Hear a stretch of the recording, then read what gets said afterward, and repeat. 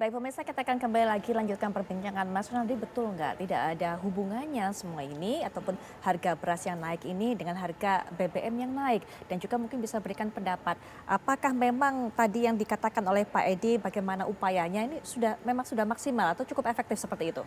Iya, ini yang saya pengen garis bawahi, Mbak.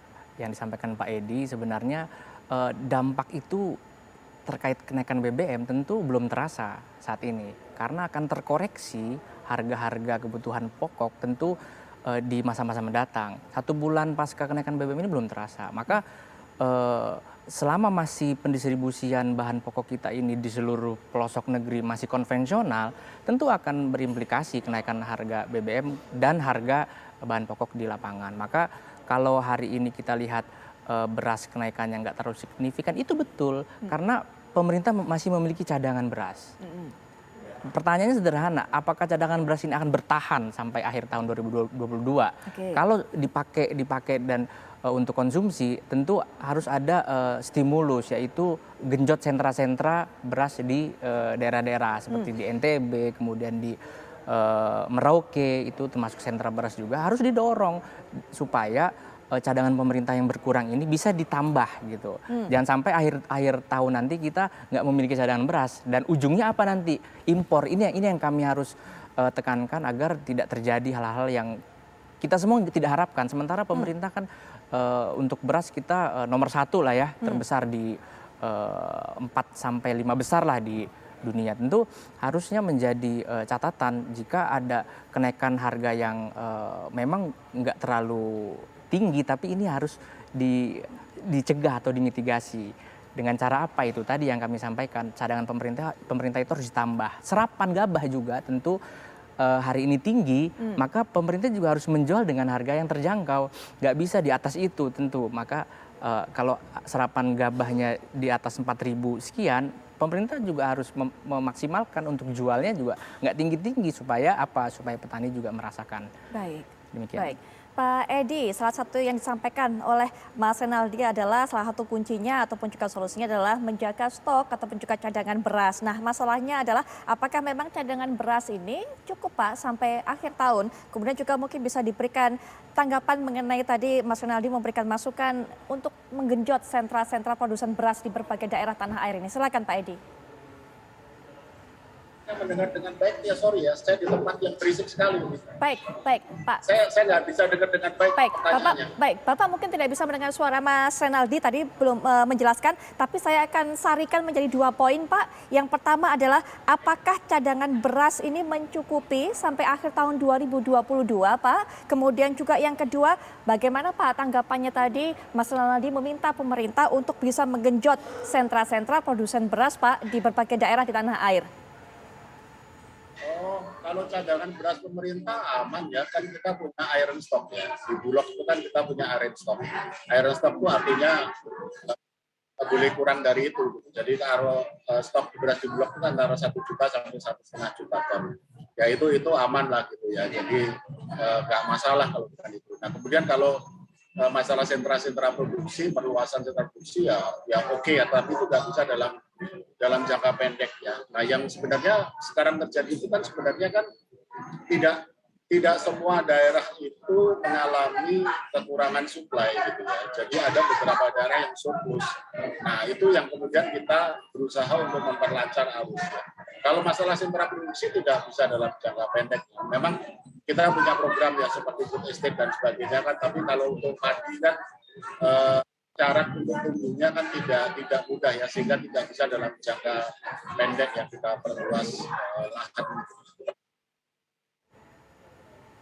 Ya, Pak Edi, jadi untuk kami hanya memastikan lagi, jadi untuk cadangan beras sampai akhir tahun ini mencukupi sehingga tidak perlu lagi untuk impor ya Pak? Ada jaminan seperti itu ya Pak? Ya. Baik, sepertinya ada kendala komunikasi kami dengan Pak Edi. Pak Edi tadi juga sudah menjelaskan tidak terlalu bisa mendengar perbincangan kami di studio karena begitu ribut suasananya di sana atau begitu ramai. Kemudian sepertinya saya juga sudah terputus sambungannya dengan Pak Edi. Tapi mungkin Mas Renaldi penutup mengenai perbincangan ini. Apa yang membuat kemudian bisa tenang ini para pedagang beras di tengah-tengah saat ini masalah yang dihadapi juga, pendapatan juga berkurang. Mungkin ada juga masukan untuk pemerintah selain Ya. dua hal tadi. Iya, kami mendapati laporan di berbagai daerah, tentu pedagang kita yang rata-rata penurunan omsetnya mencapai 50%. Ini terjadi tidak hanya di satu mata dagangan saja, tapi hampir semua pasar yang pangan dan non pangan ini mengalami omset penurunan. Tentu psikologis pasar ini akan sedikit terganggu lantaran ada isu soal cadangan beras yang mulai berkurang, kemudian ada impor dan lain sebagainya. Ini kan mengganggu yang namanya harga-harga di level petani tentu. Maka kami menyampaikan kepada pemerintah agar upaya-upaya mitigasi yang dilakukan sebelum akhir tahun 2022 ini harus ada pencegahan supaya satu komoditas ini terutama beras, karena konsumsi tertingginya ya rata-rata di beras yang medium, Mbak, yang tadi diinfokan oleh media TV One, tentu itu yang paling sering dikonsumsi. Maka kalau itu berkurang signifikan sehingga pemerintah mengambil kebijakan untuk impor, ini yang kami tentang. Oke. Karena apa? Karena kita sudah bertahun-tahun mengalami swasembada beras. Ya. Jangan sampai dengan beberapa hal dan kendala teknis yang seharusnya ini fundamental yang maksudnya fundamental yang bisa diselesaikan dengan waktu cepat. Oktober nanti akan masuk La Nina atau penghujan. Apakah masa tanam ini cukup? Nah, maka ini harus betul-betul diproyeksi. Jangan sampai pemetaan ini lalai sehingga cadangan terus berkurang dan kami nggak punya stok sama sekali untuk beras. Ini yang harus diwanti-wanti sejak awal. Baik, Mas Renaldi, kami dapatkan mungkin penutup dari Pak Edi. Pak Edi sudah bisa tergabung kembali dengan kami, Pak? Kita coba ya. Gimana Mbak Ya, Putri ya? Baik, sudah bisa Pak ya?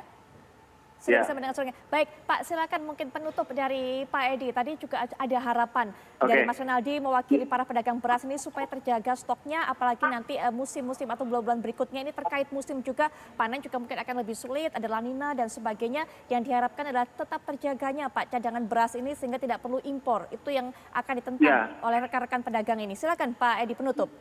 Oke, ya. Jadi pertama adalah kenaikan harga yang sekarang ini masih rendah ya. Memang terjadi kenaikan tapi kenaikannya tidak tinggi dan itu adalah akibat siklus produksi yang biasa. Jadi tidak ada sesuatu yang perlu dikhawatirkan ya.